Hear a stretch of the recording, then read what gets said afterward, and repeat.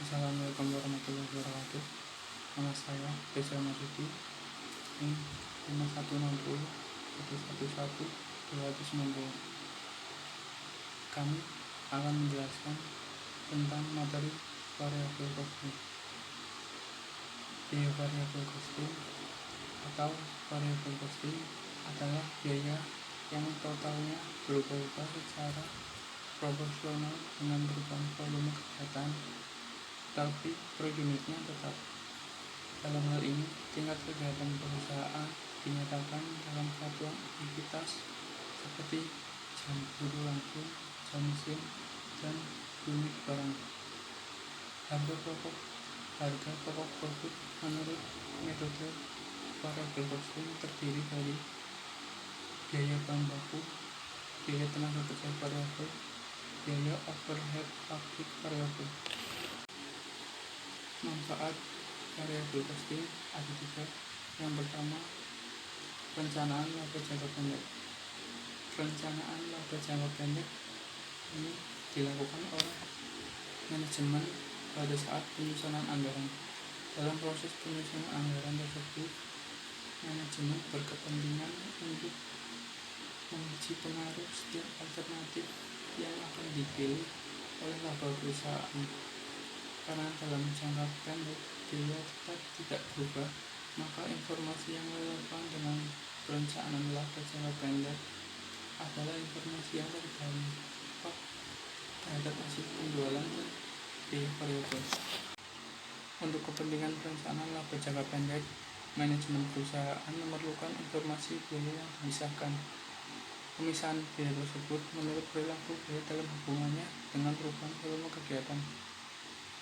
Dalam jangka pendek, biaya tetap tidak berubah dengan adanya perubahan volume aktivitas, sehingga hanya biaya variabel yang perlu dipertimbangkan oleh manajemen dalam pengambilan keputusan.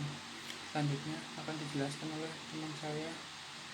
Perkenalkan, nama saya Eva Prita Destiani dengan NIM 518011052. Di sini saya akan menjelaskan tentang manfaat variabel costing. Yang kedua, yaitu pengendalian variabel.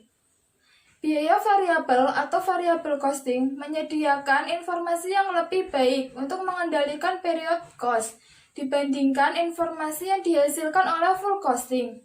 Pada variabel costing dan period cost yang terdiri dari biaya yang berperilaku tetap yang dikumpulkan kemudian disajikan secara terpisah dalam laporan laba rugi sebagai pengurang terhadap laba kontribusi. Biaya tetap ini dapat dikelompokkan ke dalam dua golongan, yaitu discretionary fixed cost.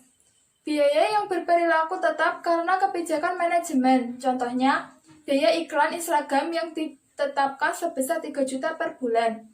Yang kedua, commit fixed cost. Biaya yang timbul dari pemilikan pabrik, peralatan, dan organisasi pokok.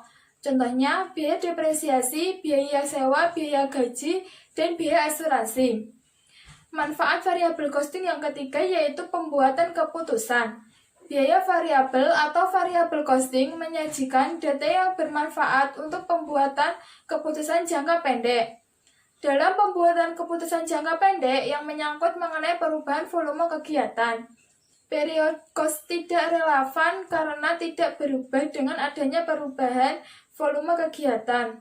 Variabel costing khususnya bermanfaat untuk menentukan harga jual jangka pendek. Selanjutnya, kelemahan variabel costing. Yang pertama, pemisahan biaya-biaya ke dalam biaya variabel dan tetap sebenarnya sulit dilaksanakan karena jarang sekali suatu biaya benar-benar variabel dan benar-benar tetap.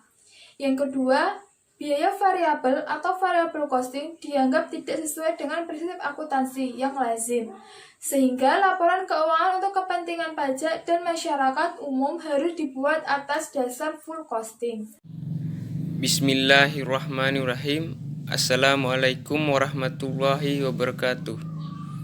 Perkenalkan, nama saya Muhammad Syafi'i Raisul Amin dengan NIM 096 ingin mempresentasikan kelemahan variabel costing dan kelebihan variabel costing.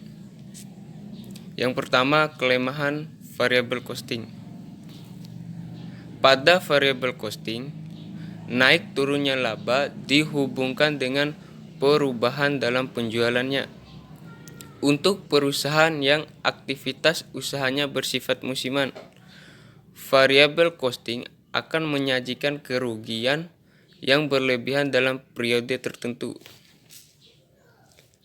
Tidak diperhitungkannya biaya overhead pabrik atau BOP, tetap dalam persediaan dan harga pokok. Persediaan akan mengakibatkan nilai persediaan lebih rendah, sehingga akan mengurangi modal kerja yang dilaporkan untuk tujuan analisis keuangan. Selanjutnya, kelebihan variable costing, yaitu membantu dalam perencanaan laba jangka pendek. Kedua, membantu dalam pengendalian biaya tetap yang lebih baik. Dan yang terakhir, membantu pengambilan keputusan jangka pendek. Berikut contoh soalnya, yaitu diketahui pada tahun 2000, PT Sejahtera Bersama memproduksi sebanyak 1000 unit produk A. Berikut data biaya produksi untuk memproduksi produk A pada PT Sejahtera Bersama, antara lain: 1. Biaya bahan baku sebesar Rp200 per unit, biaya tenaga kerja langsung sebesar Rp150 per unit, biaya overhead variabel sebesar Rp400 per unit, biaya overhead tetap sebesar Rp100.000, biaya pemasaran variabel sebesar Rp300 per unit, biaya pemasaran tetap sebesar Rp150, biaya administrasi dan umum tetap sebesar Rp200.000, di mana produk A dijual dengan harga Rp2.000 per unit dan produk A terjual 1.000 unit.